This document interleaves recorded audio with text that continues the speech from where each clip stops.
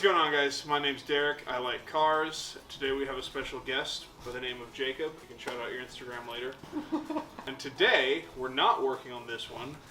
We're working on this one, which means I finally have to talk about it, which I've been avoiding for several episodes. So, this is a 2003 Subaru Outback LL Bean H6-3.0. And what that means is it's the second from top trim Outback from the third generation, which had a factory EZ30 flat 6, mated to a terrible 4-speed automatic. I bought this one a little over a year ago, completely stock off my former manager at my work for about $2,000. It was $2,000 because it's a pile of You're wasting film, Jacob. I don't even know what I'm supposed to be talking about.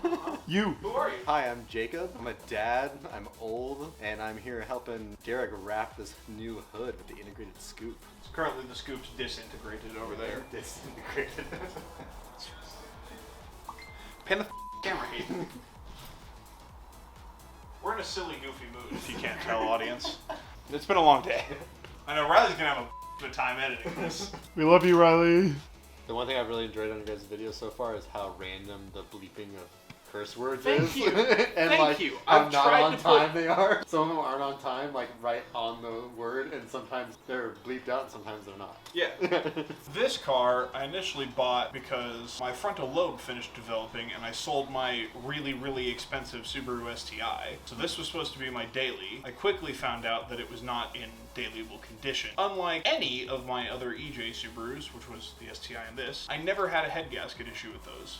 And I did with this. Basically what it does is push coolant out of the overflow tank, and I don't know where it goes otherwise. It might go out the exhaust, it might not. It's got 228,000 miles on it as of current recording. It needs some love. That'll come eventually. Scoob is halfway priority. Scoob and debt payoff, I should say, are half priority.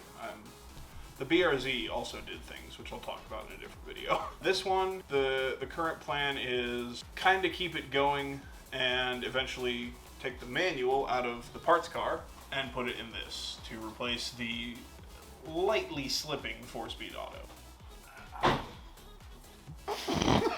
Hello. This is some vinyl wrap inside a cardboard tube from a company that has not sponsored this, but they've been excellent to work with so far. This was supposed to get here Monday, and we're currently recording on a Saturday. I ordered it Thursday. Very nice. My wife. My wife. Let's grab something to get the staples out of this tube. We'll do a little unboxing for you, or untubing, I guess. If you have a better way of removing staples from a cardboard wrap tube, be sure to leave a comment and let me know. Now, to prove that I'm not completely stupid, I did a life hack with this. So, I only needed a 5x6 sheet to do the whole hood, and that would have been enough. A 5x6 roll was $87 and some change.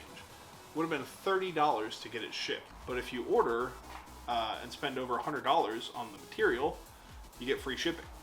So I ordered 5x7 feet, which was $101. So I saved 20 bucks. And that's your Derek Likes Cars tech tip of the day. Math.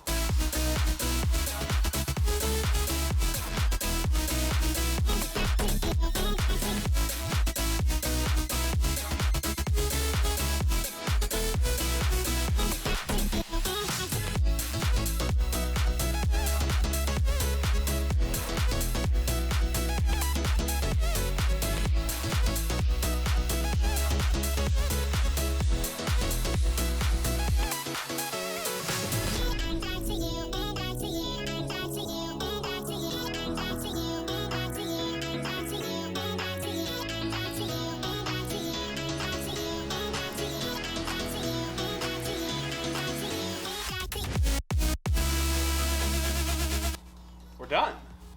We did it. Thanks, guys. That's a wrap.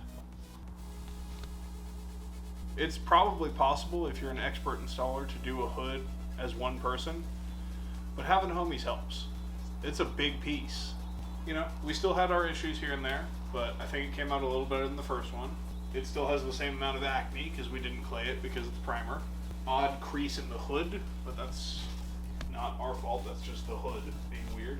You can indeed see the rust spot right here, so that's cool. Yeah, it went back together okay. The scoop is missing, as you can see. It's actually right there. I don't have my 3M foam tape with me, so we're not gonna put that back on tonight. I also need to sand it for the clear coat section that's missing. You can probably see through the vinyl. That's what it would look like if I were to wrap it now. So I'm not gonna wrap it right now, because that would be... Honestly, I'm considering just painting it or plasti dipping it black. Probably gonna be easier than wrapping it and a little quicker. For the time being, too, match the contrast of the... Yeah. Well, and the grill's already plasti dipped. Yeah. Perhaps, because this also needs redone, but I don't know that I have enough vinyl to redo it in black, so I might redo it in copper. Any final thoughts from you boys? Hayden, how about you? No? Well, man.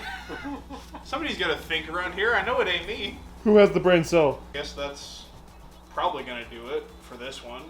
Wrapping is hard at first. It seems daunting, but once you do it, and if you have some friends that have done it before, it's a pretty good time, I think. Don't be afraid to wrap. Yeah, I mean, we did this whole car in like 3.5 weeks, just taking our time on nights and weekends. Just watch YouTube and take your time and be patient. That's the key. Patience. Allegedly, it's a virtue, I've heard. On that, thank you again to you guys for assisting. Absolutely. Jacob, do you want to plug your Instagram? Dad's Wagon. He's got a sick wagon and a sick van. Dad's_wagon. Yeah, we'll put it I'll put it in the description. New design coming out at the next show. Yes, sir. Sharkfest is going to be crazy with that car. As always, thank you to Hayden, who's filling in for Riley, who was at a wedding. And, oh, speaking of Riley, if we zoom out to the darkness that you can't see the car in. The dark void. Yeah. BMW out there. Yeah, there's what was once an N54 powered BMW 335i.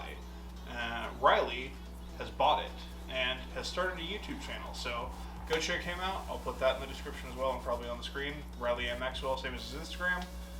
And I think that's about it. That's all. Oh, Mountain Crest Products.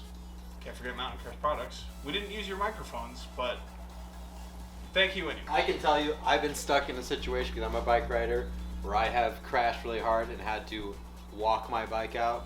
So when I saw those things, especially how tiny and lightweight they are, super cool thing to have because I totally could have used that instead of having to lug my bike down miles down a trail to get out. So Yeah. absolutely.